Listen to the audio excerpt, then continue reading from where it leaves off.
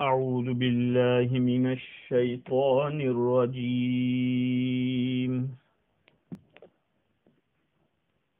بسم الله الرحمن الرحيم.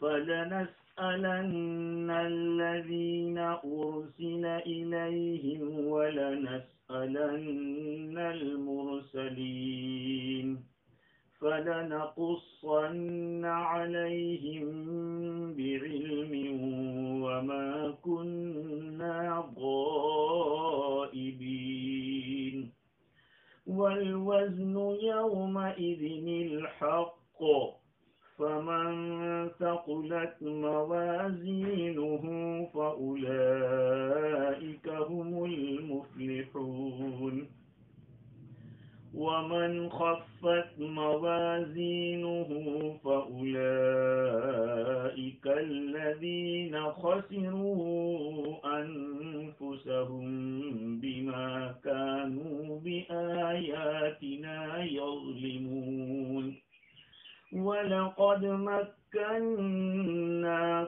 في الأرض وجعلنا لكم فيها معايش قليلا ما تشكرون صدق اللہ العظیم. معزز سامعین، بزرگوں، پیارے بھائیوں، سننے والی خواتین، مائیں اور بہنیں، گزشتہ مجلس کے اندر یہ بات چل رہی تھی کہ حق سبحانہ و تعالی نے اس سورہ اعراف کی شروع کی آیات میں حضور اکرم صلی اللہ علیہ وسلم کی نبوت کی حقانیت کو بیان فرمایا اور پھر امت کو حکم دیا کہ تمہارا کام یہ ہے کہ تم اطاعت کرو اور اللہ کو چھوڑ کر اپنے دوست و احباب کا اتباع مت کرو. اس کے بعد اللہ تعالیٰ نے دھمکی دی کہ ہم نے بہت ساری بستی کو ہلاک کر دیا جب ان کے پاس ہمارا عذاب آیا رات کے وقت یا دوپہر میں جب وہ آرام کر رہے تھے تو انہوں نے یہی کہا فما کان دعواہم اذ جاءہم بأسنا، جب ہمارا عذاب آیا تو وہ کہنے لگے کہ ہم ہی لوگ ظالم تھے. اللہ تعالیٰ نے اس کے بعد یہ بتلایا کہ فَلَنَسْأَلَنَّ الَّذِينَ أُرْسِلَ إِلَيْهِمْ وَلَنَسْأَلَنَّ الْمُرْسَلِينَ، ہم ضرور بالضرور رسولوں سے بھی پوچھیں گے، ان لوگوں سے پوچھیں گے جن کی طرف رسول بھیجے گئے، اور ضرور بالضرور رسولوں سے بھی پوچھیں گے جن کی طرف رسول بھیجے گئے. ان لوگوں سے تو یہ پوچھا جائے گا کہ ماذا اجبتم المرسلین، تم نے رسولوں کو کیا جواب دیا تھا؟ ہمارے رسول تمہارے پاس آئے تھے ہمارے دین کی باتیں لے کر، تو آپ لوگوں نے رسول کا جواب کیا دیا تھا؟ اور رسولوں سے پوچھا جائے گا کہ ماذا اجبتم، تم کو کیا جواب دیا گیا؟ یوم یجمع اللہ الرسل فیقول ماذا اجبتم، جب رسولوں کو اللہ تعالیٰ قیامت کے دن جمع فرمائیں گے تو پوچھیں گے کہ تمہیں کیا جواب ملا تھا، تم نے لوگوں کو دین کی بات سنائی تو. سوال یہ ہے کہ اوپر تو یہ بات آ گئی کہ وہ لوگ اقرار کر لیں گے کہ ہم ہی ظالم تھے، ہم نے ہی غلط کیا تھا، تو پھر یہ سوال کس طرح کا ہے؟ اور اس کے بعد پھر دوسری آیت جو آ رہی ہے وہ بھی کہہ رہی ہے کہ حق سبحانہ و تعالی اپنے علم سے بیان کریں گے جو کچھ بھی دنیا میں بندوں نے کیا تھا. فَلَنَقُصَّنَّ عَلَيْهِمْ بِعِلْمٍ، وما كنا غائبین، ہم تو حاضر تھے، جو کچھ بھی کر رہے ہیں اللہ حاضر ہے ہر جگہ کے اوپر. تو یہ آیت بھی ہے. تو اب سوال یہ ہے کہ ان لوگوں سے جبکہ اقرار ہو چکا ہے مجرم کا، تو سوال کا فائدہ کیا؟ اس کا جواب امام رازی نے یہ دیا ہے کہ ان لوگوں نے ظلم کا اقرار تو کیا، لیکن ظلم کا سبب کیا تھا؟ تم لوگوں نے کوتاہی کی تھی تو کیوں کی تھی؟ اس کے بارے میں اقرار کے بعد اس چیز کا سوال ہے، کوتاہی کا سبب، ظلم کا سبب کیا ہے اور مقصد کیا ہے؟ ان کو ڈانٹنا ہے. اب سوال یہ ہے کہ رسولوں سے کیوں سوال ہوگا؟ یہ تو کھلی ہوئی بات ہے کہ رسولوں نے تو کوئی کوتاہی نہیں کی ہے، انہوں نے اپنی ذمہ داری کو پوری طرح اچھی طریقے سے ادا کیا. اس کا جواب یہ ہے کہ یہ بات تو ثابت ہو گئی کہ نبیوں سے بھی کوئی کوتاہی نہیں ہوئی ہے، لیکن یہ جو کچھ ہوا ہے اس میں پوری غلطی امتیوں کی ہے، امت کا پورا قصور ہے. اس کو واضح کرنے کے لیے نبیوں سے بھی پوچھا جائے گا. تو گویا کہ رسولوں کے حق میں اللہ تعالیٰ کا اکرام دگنا ہو جائے گا اور ان کی برات اچھی طرح ظاہر ہو جائے گی کہ ان کی کوئی کوتاہی نہیں. ادھر ظالموں کی رسوائی کے اسباب ڈبل ہو جائیں گے، ان کی اہانت زیادہ ہوگی، اس لیے کہ پوری کوتاہی انہی کی تھی، نہ رسولوں کی کوئی کوتاہی، نہ اللہ تعالیٰ کی طرف سے دلائل میں کوئی کمی. تو گویا کہ یہ سب چیزیں واضح ہو جانے کے بعد ظالم لوگوں کو اور زیادہ رسوائی ملے گی.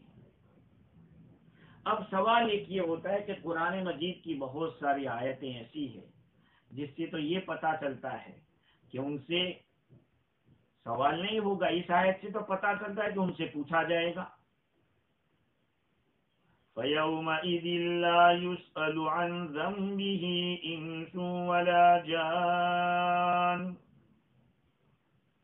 اس دن کسی انسان اور جنات سے اس کے گناہ کے بارے میں نہیں پوچھا جائے گا. وَلَا يُسْأَلُ عَنْ ذُنُوبِهِمُ الْمُجْرِمُونَ.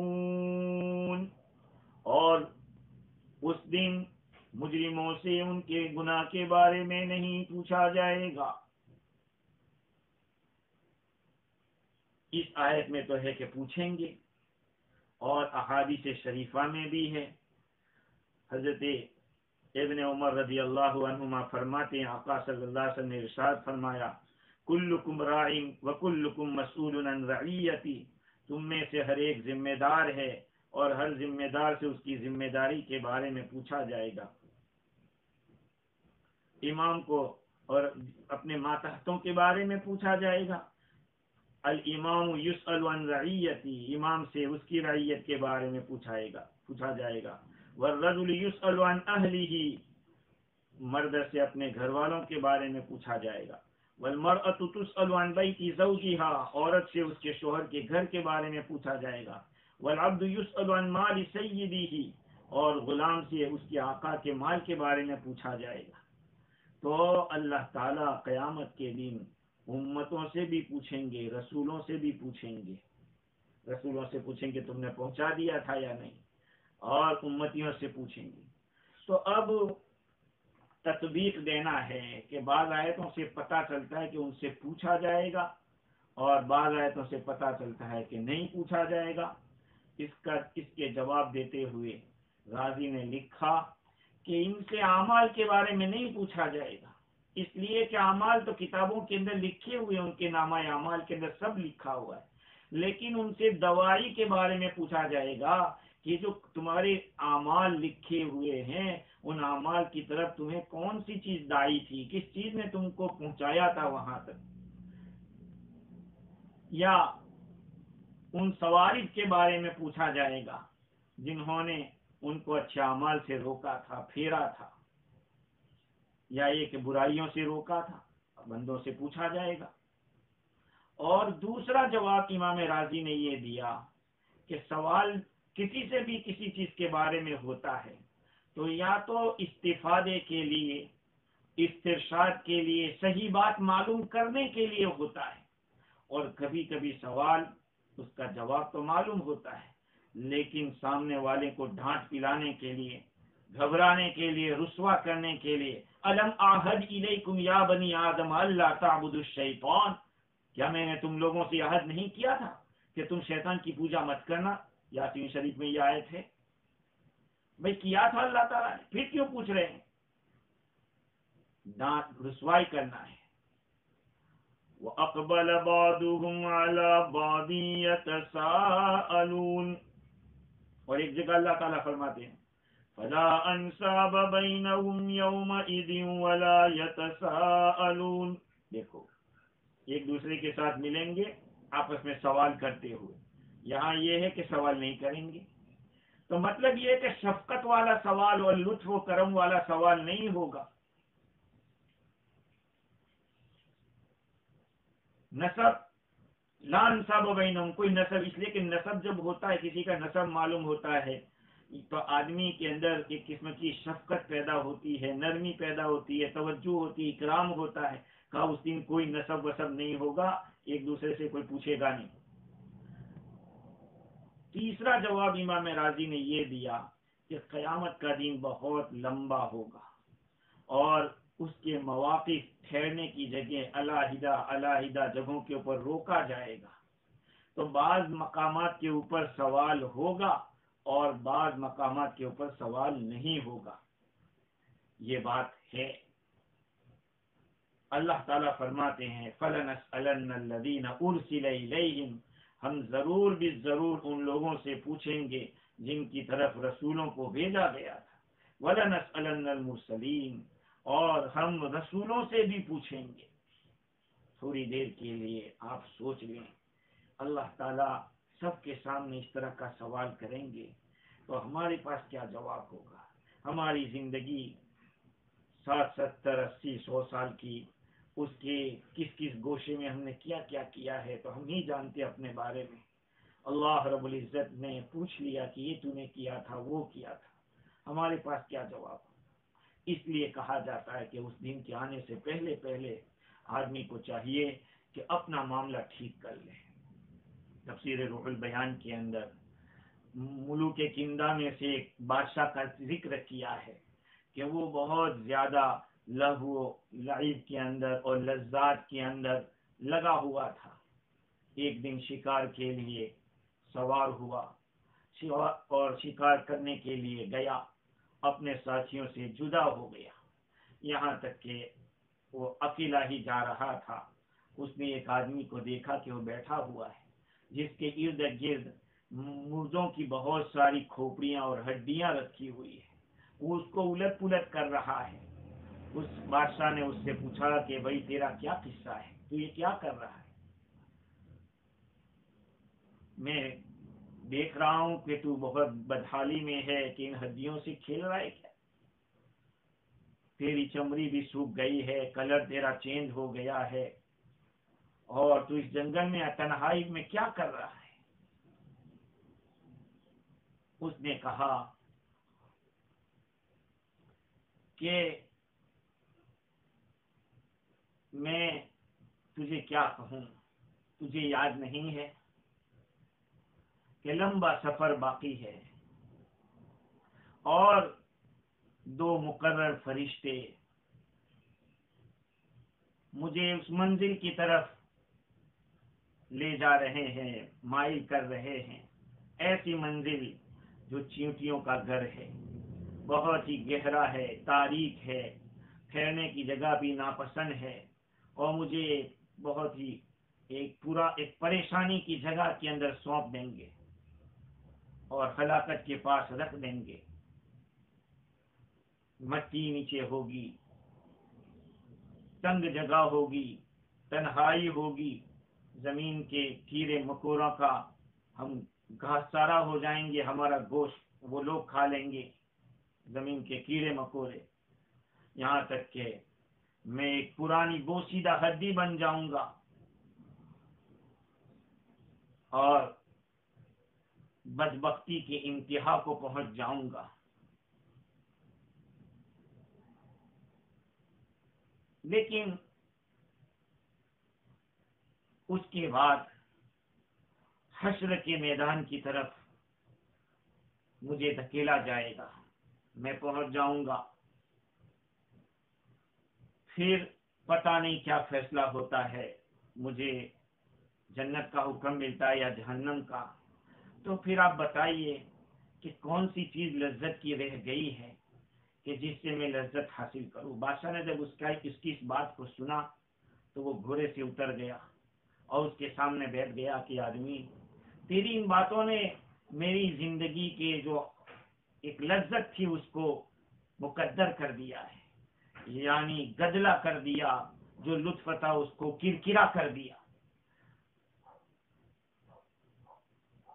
اور میرے دل کی جو بادشاہت تھی اس کو تو نے بیکار کر دیا. لہذا تو اپنی کلام کو پھر لوٹا میرے سامنے. میں یہ کیا دیکھ رہا؟ تیرے پاس ہڈیاں ہیں، یہ سب کیا ہے؟ اس نے کہا کہ یہ ان بادشاہوں کی ہڈیاں ہیں جن کو دنیا نے دنیا کی ٹپ ٹاپ میں دھوکے میں ڈال رکھا تھا، اور ان کے دلوں کے اوپر قبضہ کر رکھا تھا دنیا نے. اس لیے وہ تیاری کرنے سے، اس طرح سے پچھڑنے کے لیے موت کی تیاری کرنے سے وہ غافل ہو گئے. یہاں تک کہ موت، سب کے پاس موت آ گئی، امیدیں سب بیکار ہو گئی، نعمتوں کی جو کچھ بھی بہار تھی وہ سب ختم ہو گئی، اور یہ ہڈیاں ایسی بکھری ہوئی ہے یہ پھر دوبارہ جسم بن جائے گی اور ان کو ان کے اعمال کے مطابق بدلا دیا جائے گا. یا تو دار نعیم کی طرف جائیں گے یا دار عذاب کی طرف جائیں گے. پھر وہ آدمی غائب ہو گیا، پتہ نہیں چلا کہ وہ کدھر گیا. اتنے میں بادشاہ کے جو ساتھی تھے وہ اس کو مل گئے. دیکھا بادشاہ کو کہ اس کا رنگ بدلا ہوا ہے، اس کی آنکھوں سے آنسو مسلسل جاری ہے. رات چھا گئی تھی. اس نے اپنے ملکانہ جو لباس تھا، شاہانہ لباس، وہ نکالا اور رات کے کپڑے پہنے اور رات کے اندر وقت نکلا، اور اس نے یہی کہا، یا راقد اللیل مسرورا باولہ، اے رات کے اول حصے میں خوشی خوشی سونے والے، ان الحوادث قد یترکن اسحارا، حادثے اور مصیبتیں صبح صبح ہی رات کے وقت آتی ہے. لا تأمنن بلیل طاب اولہ فرب آخر لیل اجج نارا، تو رات کے شروع حصے کی جو لذتیں ہیں، خوشیاں ہیں، اس سے امن میں مت رہنا، اس لیے کہ بہت ساری راتیں ایسی ہوتی ہے جس کے آخری حصے میں آگ بھڑکا دی جاتی ہے. یہ ہے آدمی کو چاہیے کہ غفلت کی نیند سے نکلے اور جو حالات سے ہم لوگ گزر رہے ہیں اس کو سوچیں کہ پتہ نہیں انجام ہمارا کیا ہو رہا ہے. امام زین العابدین رضی اللہ عنہ کے حوالے سے تفسیر روح البیان میں لکھا، وہ فرماتے تھے کہ عجبت للمتکبر الفخور الذی کان بالامس نطفہ، مجھے تعجب ہے اس گمن کرنے والے شیخ و خرا سے جو کل تو منی کا قطرہ اور اسپن تھا، وَيَكُونُ غَدًا جِيفًا، اور آئندہ کل وہ مردہ ہونے والا ہے. وَعَجِبْتُ كُلَّ الْعَجَبِ لِمَنْ شَكَّ فِي اللَّهِ وَهُوَ يَرَى خَلْقَهُ، اور بڑا تعجب ہے اس آدمی پر جو اللہ کے بارے میں شک کرتا ہے حالانکہ وہ اپنی مخلوق کو دیکھتا ہے. وَعَجِبْتُ كُلَّ الْعَجَبِ لِمَنْ أَنْكَرَ النَّشْأَةَ الْآخِرَةَ وَهُوَ يَرَى النَّشْأَةَ الْأُولَى، تعجب ہے بہت زیادہ اس آدمی پر جو آخرت کا اٹھنا ہے اس کا انکار کرتا ہے، حالانکہ وہ تو دیکھ چکا ہے پہلے اٹھنے کو، پہلے کچھ نہیں تھا اور پھر اللہ لایا.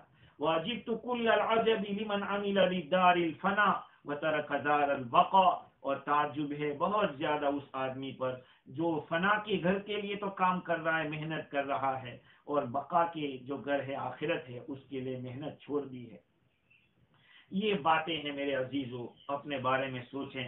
فَلَنَقُصَّنَّ عَلَيْهِمْ بِعِلْمٍ وَمَا كُنَّا غَائِبِينَ، اللہ تعالیٰ فرماتے ہیں کہ ہم ضرور بھی ضرور بتلائیں گے. فَلَنَقُصَّنَّ عَلَيْهِمْ بِعِلْمٍ وَمَا كُنَّا غَائِبِينَ، ہم ضرور بھی ضرور باخبر کریں گے تم لوگوں کو علم کے ساتھ. اٹکل پچو بات نہیں ہوگی. ہماری جو بات ہوگی وہ علم کی بات. تمہاری چھوٹی چھوٹی بات، بڑی بڑی بات، اور تھوڑی بات یا زیادہ بات، ظاہری ہو یا باطنی، ہمارے علم سے غائب نہیں. ہم یا تو ڈائریکٹلی، ہم بلا توسط، یعنی کوئی ہمیں بتانے کی ضرورت نہیں ہے، ہم ڈائریکٹ جانتے ہیں سب باتوں کو، خبردار ہیں اپنے اس علم ازلی سے جو تمہارے پچھلے اگلے احوال تمہارے سامنے کھول کر رکھ دیں گے. اللہ ملائکۃ اللہ تعالیٰ کے جو فرشتے ہیں انہوں نے تو لکھا ہے، وہ بھی اللہ کے علم کے ایک بال برابر بھی ادھر ادھر نہیں کر سکتے. تو ان کے ذریعے تو اطلاع دینا جو فرشتے لکھ رہے ہیں وہ تو ایک ضابطے کے لیے ہے، ایک اصول کے لیے ہے، ورنہ خدا تعالیٰ اپنے علم میں ان ذرائع کا محتاج نہیں ہے کہ فرشتے بتائیں گے تب اللہ تعالیٰ کہے گا کہ اس میں یہ لکھا ہے تمہارے بارے میں. یہ آیت کریمہ، ایک بات تو امام راضی نے یہ لکھی کہ ان آیتوں سے یہ پتہ چلتا ہے اللہ تعالیٰ اپنے تمام بندوں کا حساب لے گا، حساب ہوگا سب کا. اس لیے کہ جتنے بھی انسان ہیں وہ دو چیزوں میں سے خالی نہیں، یا تو رسول ہوں گے یا رسول نہیں ہوں گے. تو ارسل الیہم، جو غیر رسول ہیں ان سے بھی پوچھا جائے گا، اور مرسلین سے بھی پوچھا جائے گا. غازی لکھتے ہیں کہ سب سے پوچھا جائے گا. لہذا کوئی یوں کہتے ہیں، کوئی کہتا ہے کہ کافروں کو ایسے ہی جہنم میں ڈال دیا جائے گا، نبیوں کو ایسے ہی جنت میں بھیج دیا جائے گا. وہ تو اکرام کی بات ہے، لیکن اس طرح کا سوال تو ضرور ہوگا. دوسری بات یہ ہے کہ اللہ تعالی یہ فرماتے کہ وما کننا غائبین، ہم غائب نہیں. مطلب یہ کہ اللہ ہر جگہ حاضر ہے، بندہ کہیں بھی عمل کرتا ہے وہاں اللہ حاضر ہے. یہ نہیں ہے کہ اللہ تعالیٰ عرش کے اوپر بیٹھا ہوا ہے، ہاں اللہ اوپر ہے، جہت اللہ کی کوئی نہیں، اللہ تعالیٰ ہر جگہ ہے. اسی لیے تو کہا بھئی گناہ دنیا میں انسان کہاں کہاں کرتا ہے، نیکی کہاں کہاں کرتا ہے. حضرت یونس علیہ السلام نے مچھلی کی پیٹ کے اندر بھی بیٹھ کر کیا دعا کی؟ لا الہ الا انت سبحانک، کہ اللہ تو ہے پاک، میں ظالم ہوں. تو مچھلی کے پیٹ میں بھی اللہ تعالیٰ کو تو کے ذریعے اور خطاب کے ذریعے حضرت یونس علیہ السلام کلام کر رہے ہیں. خیر یہ بھی ایک بات یہاں معلوم ہو رہی ہے. آگے کی جو آیت ہے وَالْوَزْنُ يَوْمَئِذٍ الْحَقُّ فَمَنْ ثَقُلَتْ مَوَازِينُهُ فَأُولَئِكَ هُمُ الْمُفْلِحُونَ. اس دن وزن کرنا حق ہے، جس کے تولے بھاری ہوں گے وہ کامیاب ہوں گے. وَمَنْ خَفَّتْ مَوَازِينُهُ فَأُولَئِكَ الَّذِينَ خَسِرُوا أَنفُسَهُمْ، اور جن کی تولے ہلکے ہوں گے وہی لوگ ہیں جنہوں نے اپنا نقصان کیا بما كانوا بآیاتنا یظلمون، اس واسطے کہ وہ ہماری آیتوں کا انکار کرتے تھے. ان آیات کے اندر وزن اعمال کا تذکرہ ہے. دیکھیے ابھی تو سوال کی بات تھی اور اللہ تعالیٰ خبر دیں گے اس کی بات تھی، اب وزن اعمال کی بات آ گئی. اس کا ما قبل سے تعلق یہ ہے کہ اوپر سوال جواب قیامت کے احوال کو بیان کر رہے تھے کہ قیامت میں سوال ہوگا، جن کی طرف رسول بھیجے گئے ان سے بھی سوال ہوگا اور رسولوں سے بھی سوال ہوگا. اللہ تعالیٰ نے انہی احوال قیامت میں سے ایک حال کو بیان کیا، وہ یہ ہے کہ اعمال تولے جائیں گے.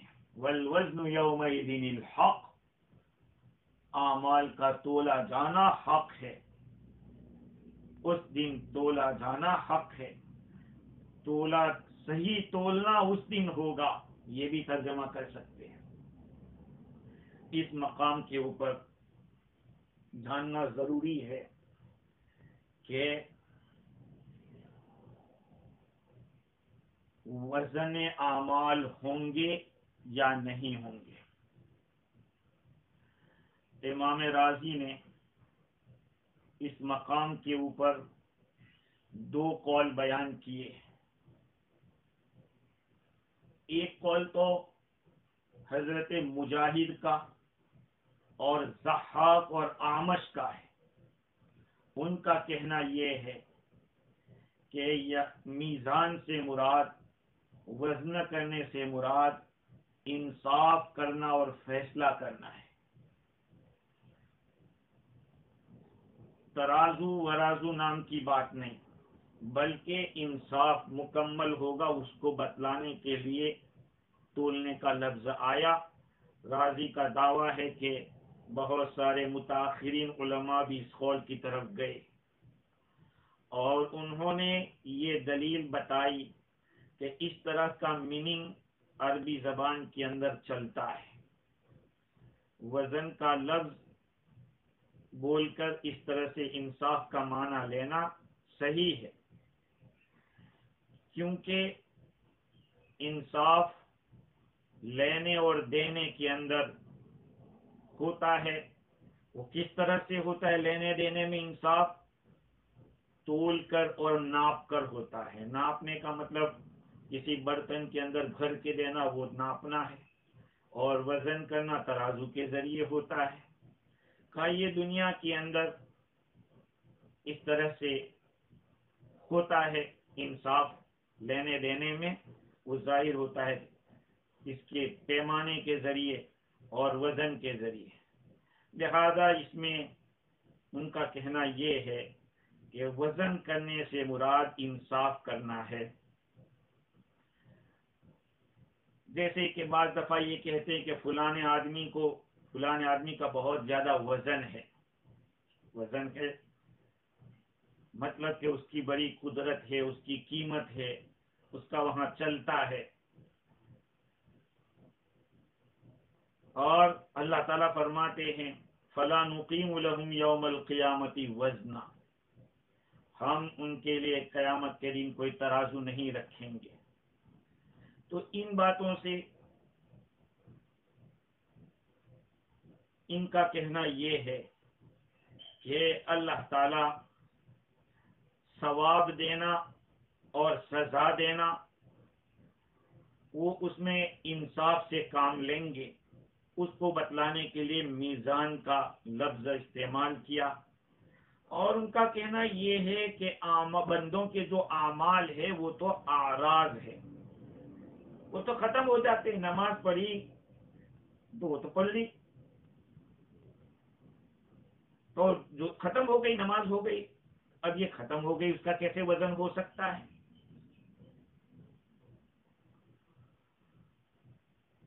یہ سب باتیں حضرت مجاہد، ضحاک اور اعمش کی طرف سے امام راضی نے لکھی.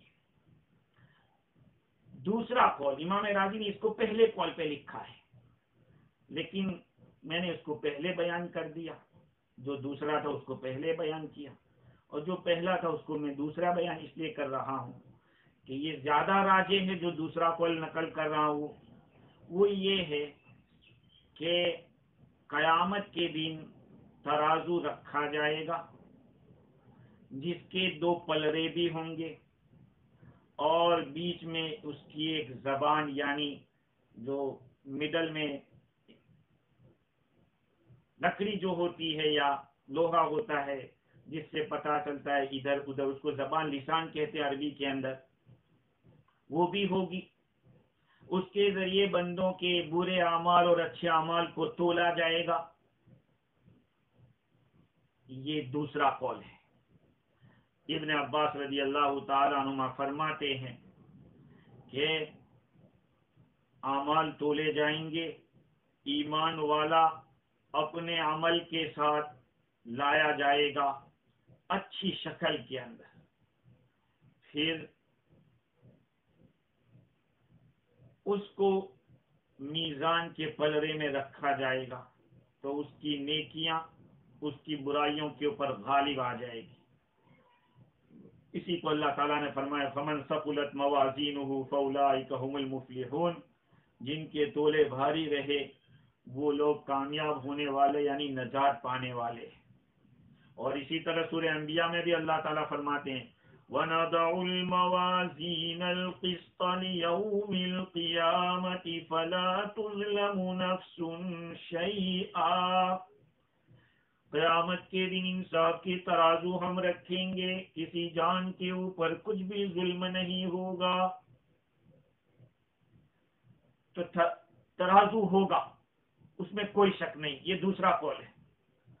اب سوال یہ ہے کہ وزن اعمال کی کیفیت کیا ہوگی، کیسے تولا جائے گا؟ اس میں مختلف صورتیں ہیں۔ بعض ایک شکل تو یہ ہے کہ ایمان والے کے جو اعمال ہے اس کو ایک اچھی صورت کے اندر شکل دی جائے گی، اور اعمال کفار کو بد شکل بنایا جائے گا، بری شکل کے اندر پیش کیا جائے گا۔ پھر ان صورتوں کو، ان اعمال کو اللہ تعالیٰ نے جو باڈی دی ہے ان باڈیز کو تولا جائے گا۔ دوسرا قول یہ ہے کہ وہ نامہ اعمال جس کے اندر بندوں کے اعمال لکھے ہوئے ہیں انہی رجسٹر کو تولا جائے گا۔ حضور اکرم صلی اللہ علیہ وسلم سے قیامت کے دن میزان کے بارے میں سوال کیا گیا تو آپ نے فرمایا کہ صحف، وہ یہ رجسٹر صحیفوں کو تولا جائے گا۔ یہ اکثر مفسرین فرماتے ہیں۔ اور حضرت عبداللہ بن سلام رضی اللہ تعالیٰ عنہ سے یہ بھی ہے کہ عبداللہ بن سلام سے یہ ہے کہ رب العالمین کا میزان جنات اور انسان کے بیچ میں کھڑا کیا جائے گا، عرش کی طرف رخ کر کے رکھا جائے گا۔ میزان کے دو پلڑوں میں سے ایک پلڑا جنت کے اوپر ہوگا اور دوسرا پلڑا جہنم کے اوپر ہوگا، اور اتنے بڑے پلڑے ہوں گے کہ ان میں سے ایک پلڑے پر آسمان اور زمینوں کو رکھ دیا جائے، سب کو، وہ سب اس کے اندر سما جائیں گے۔ جبریل امین نظر رکھتے ہوں گے اس کے مین جگہ کے اوپر کہ پلڑا کدھر والا جھکتا ہے، جدھر جھکے گا ادھر کا فیصلہ ہوگا۔ حضرت عبداللہ بن عمر رضی اللہ تعالیٰ عنہ فرماتے ہیں رسول اللہ صلی اللہ علیہ وسلم نے ارشاد فرمایا یوتا برجل یوم القیامہ الی المیزان، کل قیامت کے دن ایک آدمی کو لایا جائے گا اور اس کے ساتھ 99 رجسٹر بھی ہوں گے، اور ہر رجسٹر اتنا بڑا ہوگا جہاں تک نظر پہنچ جائے۔ ان رجسٹروں کے اندر اس بندے کے گناہ اور غلطیاں، نالائکیاں لکھی ہوئی ہوگی۔ اس کو ترازو کے ایک پلڑے میں رکھا جائے گا، پھر انگلی کے بقد ایک پرزہ کاغذ کا نکالا جائے گا جس میں لکھا ہوگا اشہد ان لا الہ الا اللہ وان محمدا عبدہ ورسولہ، یا اشہد ان لا الہ الا اللہ واشہد ان محمدا عبدہ ورسولہ، یہ لکھا ہوگا۔ اس پرزے کو ترازو کے دوسرے پلڑے میں ڈالا جائے گا تو وہ پلڑا جھک جائے گا۔ بعض روایت میں تو یہ آتا ہے کہ جو گناہوں کے رجسٹر والا ہوگا وہ تو ایسے اڑنے لگے گا، ایسا اٹھے گا اوپر، اور ادھر والا اتنا جھک جائے گا۔ ایک روایت یہ بھی ہے، حضرت حسن فرماتے کہ رسول اللہ صلی اللہ علیہ وسلم اپنے سر مبارک کو عائشہ رضی اللہ تعالی عنہ کی گود میں رکھے ہوئے تھے، اور حضرت عائشہ رضی اللہ تعالی عنہ کو رونا آ گیا، آپ کی آنکھوں سے آنسو بہنے لگے۔ آپ نے فرمایا کہ ما اصابک ما ابکاک، اصابکی، تجھے کیا ہوا، تجھے کس چیز نے رلایا؟ حضرت عائشہ رضی اللہ تعالیٰ عنہ فرماتی ہے کہ میں نے عرض کیا کہ مجھے تو قیامت کے میدان میں لوگوں کو جمع کرنا، جو حشر ہوگا، وہ یاد آ گیا۔ وہ یہ مجھے آیا کہ کوئی کسی کو یاد کرے گا کہ نہیں؟ آپ صلی اللہ علیہ وسلم نے فرمایا یحشرون حفاۃ عراۃ غرلا، ننگے پاؤں، ننگے بدن، بغیر ختنہ کے لوگوں کو جمع کیا جائے گا۔ لکل امرئ منہم یومئذ شأن یغنیہ، ہر ایک کو اس دن ایسا کام ہوگا جو اس کو بے نیاز کر دے گا اس کو، اور نہ کوئی کسی کو یاد کرے گا۔ صحف کے پاس اور نیکیاں اور برائیوں کے تولنے کے وقت کوئی کسی کو یاد نہیں کرے گا۔ یہاں بھی صحف کا لفظ ہے کہ صحائف کو تولا جائے گا۔ اور عبید بن عمیر فرماتے ہیں ایک موٹے تازے کھائے پیے آدمی موٹے کو لایا جائے گا اور اس کو وزن کیا جائے گا، وہ مچھر کے برابر بھی وزن نہیں رکھے گا۔ اس سے پتہ چلتا ہے کہ آدمی کو تولا جائے گا۔ اب جس کسی کو تولا جاوے، تولنا ثابت ہے۔ اصل میں ایک زمانہ تھا کہ لوگوں کے ذہن میں یہ نہیں آ رہا تھا کہ اعمال کیسے تولے جائیں گے۔ آج تو ایسا دور آ گیا کہ ہر چیز کا ترازو الگ الگ ہوتا ہے۔ سونا چاندی یا موتی، اس کو تولنے کے لیے ایک الگ ترازو ہے۔ اناج کو، غلہ کو تولنے کا ایک الگ ترازو ہے۔ عام ریلوے اسٹیشن کے اوپر جہاں مسافروں کے سامان تولتے ہیں، اس کے سوا انسان کو بھی تولنے کا اب تو ترازو آ گیا کہ انسان کھڑا ہو جاتا ہے، پھٹ سے ٹکٹ نکلتا ہے۔ اس کے سوا مقیاس الہوا اور مقیاس الحرارت نکل آیا، جس سے ہوا کو تولا جاتا ہے۔ آدمی اپنی گاڑی لے کر کھڑا ہو جاتا ہے کہ اس کے ویل کے گاڑی کے ویل کے اندر اور پہیے میں کتنی ہوا ہے، کتنی ضرورت ہے، کتنی کمی ہے یا کتنی زیادہ ہے۔ اسی طرح سے حرارت کو ماپا جاتا ہے۔ مسجد کے اندر گھڑی کے اندر لگا ہوا ہے کہ کتنی گرمی ہے ابھی، تو مقیاس الحرارت بھی ہے۔ تھرمومیٹر ہمارے بدن کے اندر کتنی حرارت ہے۔ تو گرمی یہ کوئی دکھنے والی چیز تو ہے نہیں، بدن کی حرارت بھی یہ اعراض کے قبیل سے پھر بھی تول کر بتلایا جاتا ہے، اور ہم اس کو یقین بھی کرتے ہیں کہ تمہارے بدن میں اتنی ڈگری حرارت پائی جاتی ہے۔ جب دنیا میں بیسیوں قسم کے جسمانی میزانیں ہم دیکھ رہے ہیں، جس سے اعیان و اعراض کے اوزان و درجات کا تفاوت معلوم ہوتا ہے، اس قادر مطلق کے لیے کیا مشکل ہے کہ وہ ایک ایسی حصی اور کھلی ہوئی ترازو قائم کر دے جس سے ہمارے اعمال کے اوزان اور اعمال کے درجات کا تفاوت ظاہر ہو جائے۔ اور یاد رکھیں اس بات کو، علامہ عثمانی علیہ الرحمہ نے جو بات لکھی ہے کہ حضرت شاہ صاحب رحمۃ اللہ علیہ فرماتے ہیں کہ ہر شخص کے عمل وزن کے موافق لکھے جاتے ہیں۔ ایک ہی کام ہے بھائی، نماز پڑھنے والے الگ الگ آدمی ہے، نماز سب نے پڑھی ہے، لیکن اگر کسی نے اخلاص اور محبت کے ساتھ پڑھی ہے، حکم شرعی کے موافق پڑھا ہے، اس کا ایک الگ وزن ہوگا، اس کا وزن بڑھ جائے گا۔ اگر دکھلاوے کے لیے یا ریس کے لیے پڑھا ہے، حکم کے موافق نہیں پڑھا ہے، ٹھکانے پر نہیں کیا ہے، رکوع سجدہ صحیح ڈھنگ سے، تو وزن گھٹ جائے گا۔ وہ آخرت میں وہ کاغذ تلیں گے، جس کے نیک کام بھاری ہوئے تو برائیوں سے درگزر ہوا، اور ہلکے ہوئے تو پکڑا گیا۔ تو آج کے زمانے کے اندر اس کو سمجھنا کوئی مشکل نہیں ہے، اس لیے کہ ایک آدمی جیسے میں ہی آپ کے سامنے یہ تفسیر ریکارڈ کر رہا ہوں، سنا رہا ہوں، میرے الفاظ کے اندر کیچ ہو رہے ہیں، اور جتنا میں نے بولا ہے اتنا ہی آپ کو پہنچ رہا ہے، اس میں کوئی کمی بیشی نہیں ہوتی۔ تو حق سبحانہ و تعالی نے اس طرح کے فرشتے رکھے جو انسان کے ہر عمل کو لکھ رہے ہیں۔ اللہ تعالیٰ تو جانتے ہیں، یہ سب اللہ رب العزت نے اپنے انصاف کو دکھانے کے لیے، ظاہر کرنے کے لیے کہ فرشتوں نے لکھا ہوا ہے، بندہ پڑھے گا کہ ہاں میں نے یہ سب کیا تھا۔ اللہ تعالیٰ نے اپنے انصاف کو ظاہر کرنے کے لیے ترازو قائم کیے اور کریں گے۔ بہت ساری روایتیں ہیں جس سے پتہ چلتا ہے کہ کل قیامت کے میدان میں تولا جائے گا، وزن ہوگا۔ اور امام راضی نے تو یہ دعویٰ کیا کہ ایک ترازو نہیں بلکہ کئی قسم کے ترازو ہوں گے، کیونکہ اللہ تعالیٰ نے قرآن پاک کے اندر موازین کا لفظ استعمال کیا ہے۔ فَمَنْ ثَقُلَتْ مَوَازِينُهُ وَمَنْ خَفَّتْ مَوَازِينُهُ وَنَضَعُ الْمَوَازِينَ الْقِسْطَ لِيَوْمِ الْقِيَامَةِ یہ اللہ تعالیٰ نے اس کو جمع کے صیغے کے ساتھ استعمال کیا.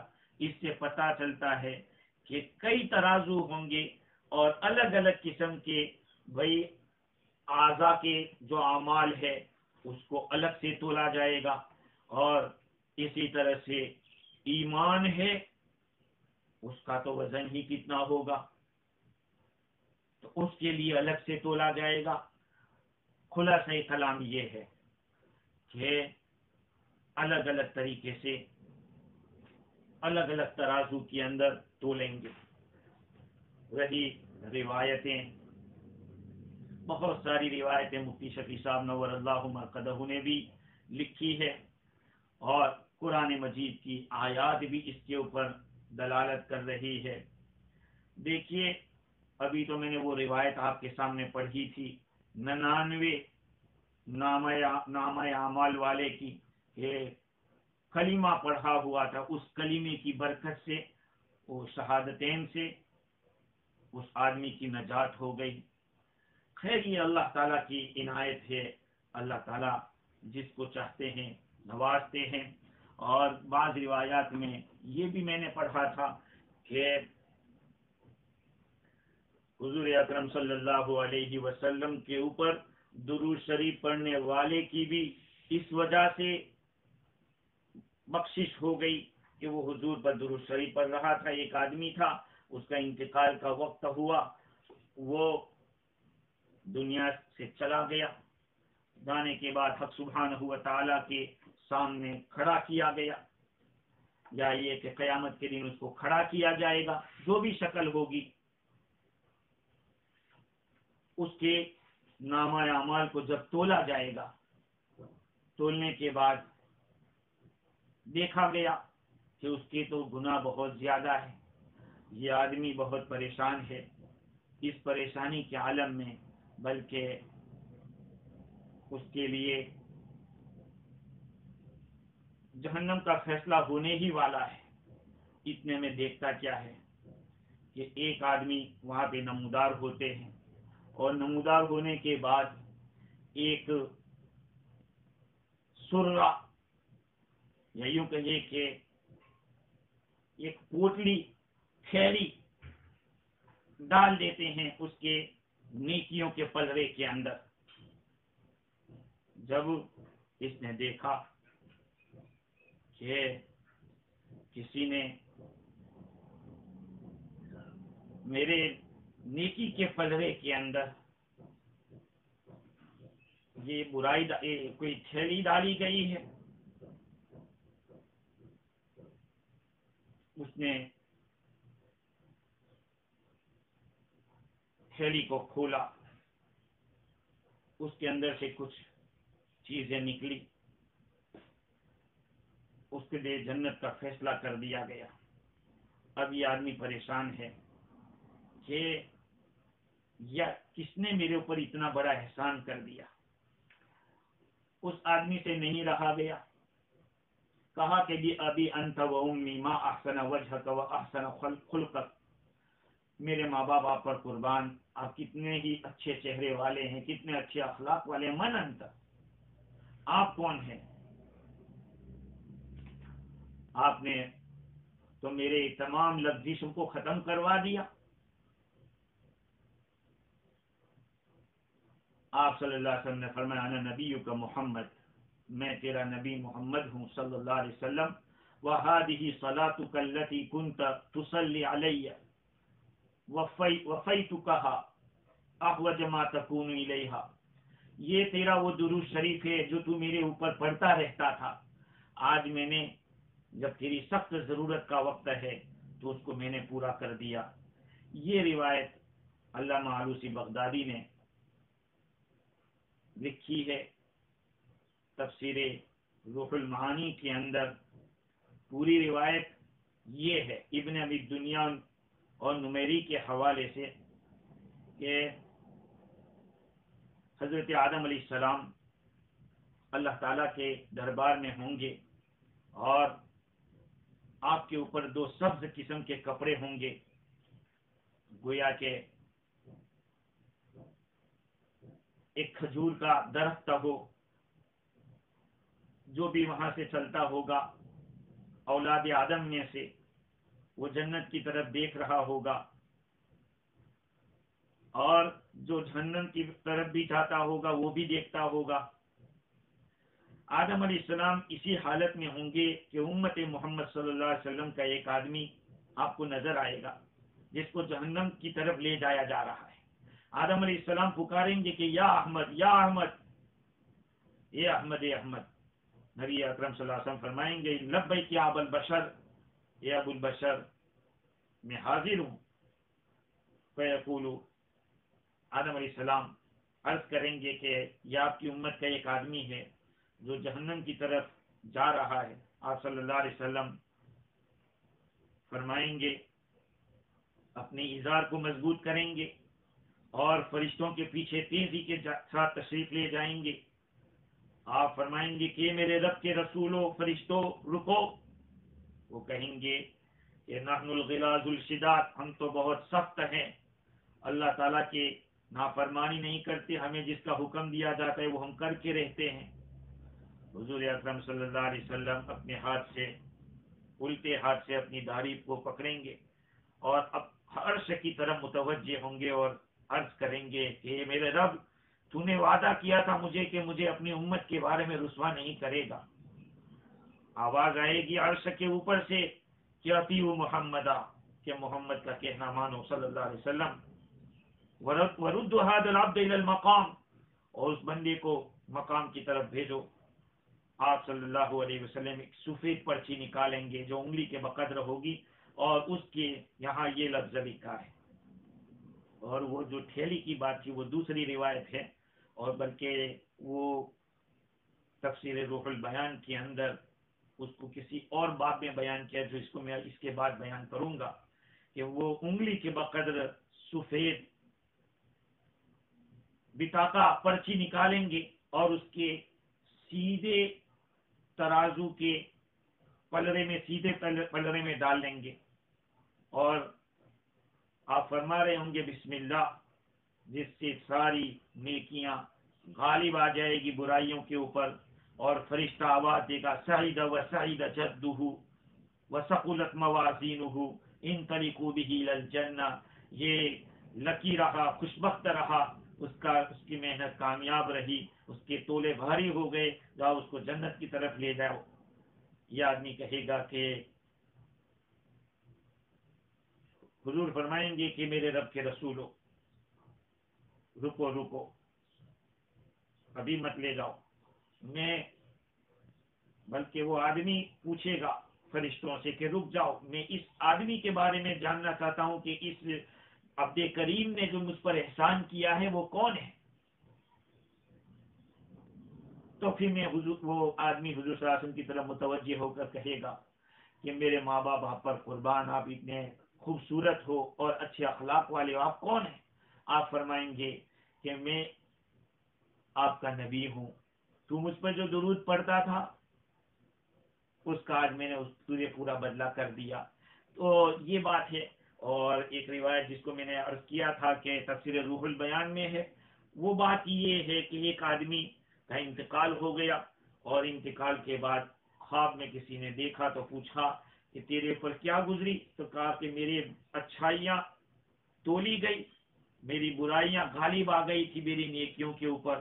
تو آسمان کے اوپر سے ایک تھیلی گری اور نیکیوں کے پلڑے کے اندر جا گری، جس کی وجہ سے نیکیاں غالب آ گئی۔ میں نے دیکھا کہ اس تھیلی کے اندر کچھ مٹی پڑی ہوئی تھی، کھولا میں نے تھیلی کو تو اس میں مٹی پڑی ہوئی تھی، اور وہ مٹی تھی جو ایک مسلمان کی قبر کو دفنانے کے وقت میں نے ڈالی تھی۔ تو آدمی عمل کرتا رہے، کون سا عمل کس وقت کام لگ جائے۔ خلاصہ کلام یہ ہے کہ نامہ اعمال تولے جائیں، یا اعمال تولے جائیں، یا آدمی کو تولا جائے، الغرض تولنا ثابت ہے، اور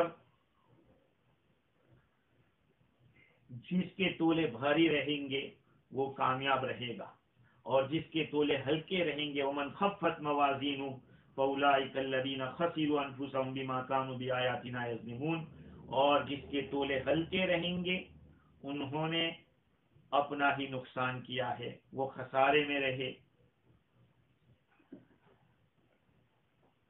حدادی کے حوالے سے تفسیر روح البیان کے اندر لکھا ہے کہ خسارہ، خسران کس کو کہتے ہیں؟ آدمی کی مونڈی چلی جائے، اصل قیمت چلی جائے، اس کو کہتے ہیں کہ خسران۔ راس المال آدمی کا نفس، جب برے اعمال کی وجہ سے آدمی ہلاک ہو جائے گا تو کہا کہ اس نے اپنا خود کا نقصان کر دیا، اس کا راس المال چلا گیا۔ ومن خفت موازینہ، اس آیت کریمہ کے اندر امام راضی نے کہا کہ اس سے مراد کافر ہے، ہاں، اس لیے کہ بعد والی جو آیت ہے، اس آیت کے آخر کے اندر جو جملہ آ رہا ہے وہ دلالت کر رہا ہے کہ وہ کافر کے بارے میں، کیونکہ ومن خفت موازینہ فاولئک الذین خسروا انفسهم بما كانوا بآیاتنا یظلمون، وہ ہماری آیتوں کا انکار کرتے تھے، ہماری آیتوں کا انکار کرتے تھے اس وجہ سے، تو ایمان والا آیتوں کا انکار نہیں کرتا۔ ایمان والا اگر جہنم میں گیا بھی تو وہ اپنے کیے ہوئے کرتوت کی وجہ سے جا کر پھر تو نکال لیا جائے گا، لیکن کافر کا تو مسئلہ ہی الگ ہے، انہوں نے تو اپنا جو ایمان ہی نہیں قبول کیا ہے۔ اس لیے اس جگہ کے اوپر ومن خفت موازینہ کی جو ضمیر ہے وہ کافر کی طرف لوٹ رہی ہے، اور امام راضی نے اس کے لیے قرآن، حدیث اور اثر یہ سب بیان کیے ہیں۔ جیسے کہ حدیث میں ہے کہ اذا خفت حسناتہ، جب نیکیاں ہلکی ہو جائے گی تو وہ بندہ